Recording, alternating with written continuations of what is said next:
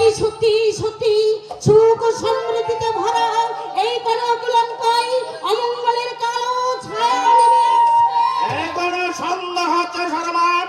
আমি তো স্পষ্ট দেখতে পাচ্ছি রাজলক্ষ্মী যখন চলে গেছে তখন এরপর এখানে আর সুখ শান্তি বলে আর কিছুই থাকবে না। কিন্তু কেন এমন হলো? কেন দেবী রাজপুরী ছেড়ে চলে গেল?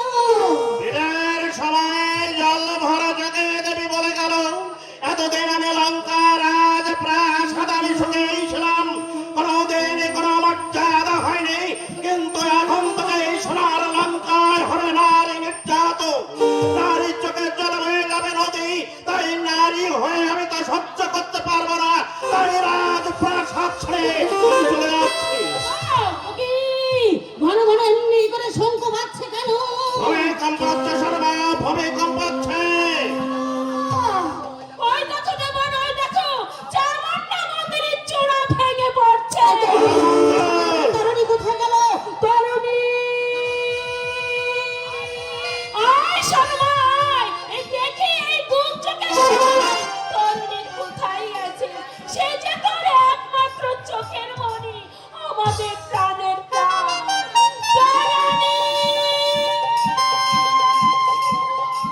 ওগো ভগবান, এই দুর্যোগ তুমি থামিয়ে দাও গো প্রভু, এই দুর্যোগ তুমি থামিয়ে দাও। অপরাধী যদি তোমার চরণে কিছু করে থাকি, আমি আমার বুকে রক্ত দিয়ে তার প্রায়শ্চিত্ত করব। হৃদয়ে তুমি লঙ্কার মঙ্গল করো গো ঠাকুর, তুমি লঙ্কার মঙ্গল করো, তুমি লঙ্কার মঙ্গল করো। মুহূর্তের মধ্যে কি অঘটন ঘটে গেল। দাদা রাজধানীতে নেই, মাত্র কয়েক দিনের জন্য আমি রাজ্য ভার হাতে নিয়েছি, এরই মধ্যে কি বিপর্যয়, তবে কি মনে রক্ষা হাতে আমি কোনো পাপ করেছি? ও কি ঘন ঘন দুর্যোগ ধরে হচ্ছে কেন? তবে কি দাদা ফিরে এসেছে? রাবণ বাবাজি ফিরে এসেছে, রথ নিয়ে সোজা অশোক বনে নেমেছে, একটু পরেই প্রাসাদে ফিরে আসবে। তাই তো আমি ছুটতে ছুটতে খবর দিতে এলো। দাদা ফিরে এসেছে, ভালোই হয়েছে। একদিন রাজ্য ভাড়াতে নিয়ে আমার মা খায় চিন্তার পাহাড় চেপে বসেছিল, এবার আমি নিশ্চিন্ত হলাম। সে তো বটেই, সে তো বটেই বাবাজি। কোথায় বলে যার কাজ তারই সাজে অন্য লোকের মাথা ব্যথা কেন? বলছিলাম কি বাবাজি, ভালো কথা, সূর্পণখা কোথায়, ডাকো তাকে, তার জন্য না বিরাট সুখবর। এই সুখবর ওই যে পঞ্চবটির বনে রাম আর লক্ষণ নামে ছড়া দুটি আমার ভাগ্নির নাক কান কেটে নিয়েছিল, কর্তুসংকে বধ করেছিল। রাবণ বাবাজি তার উপযুক্ত প্রতিশোধ রাম লক্ষণ আবার প্রতিশোধ, প্রতিশোধ বলেই প্রতিশোধ, একেবারে দারুণ প্রতিশোধ।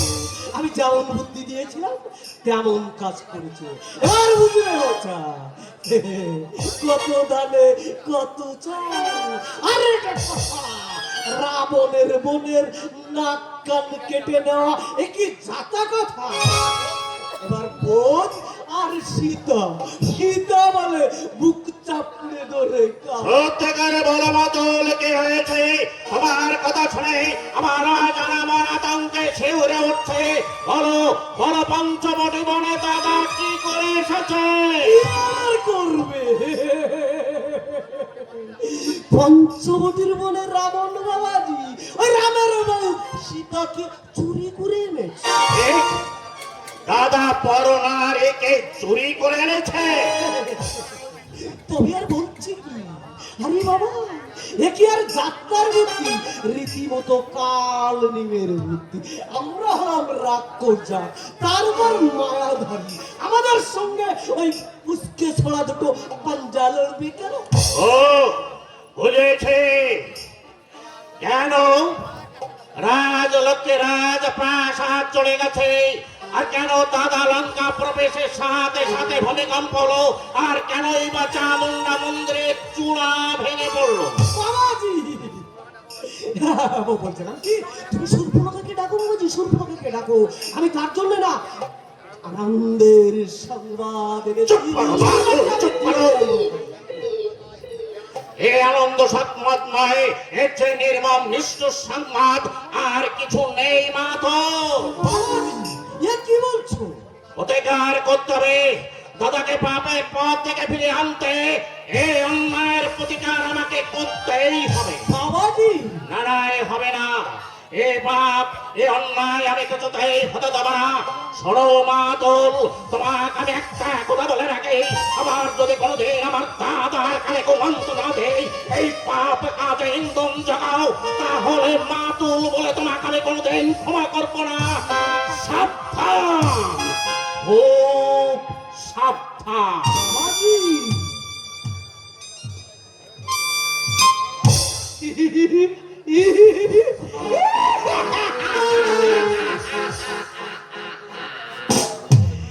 বিভীষণ বাবাজির কথাগুলো কেমন বেসুর বেসুর বলে মনে হলো না?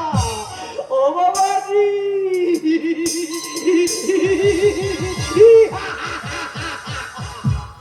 আমি আমি মাতুল কালনেমি, তোমাদের মামা।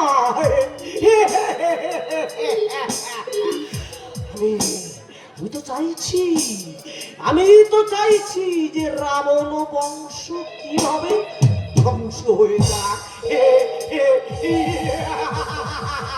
বাবাজি, ঘুঘু দেখেছো, এখনো ফাঁদ দেখনি, এখনো ফাঁদ দেখনি।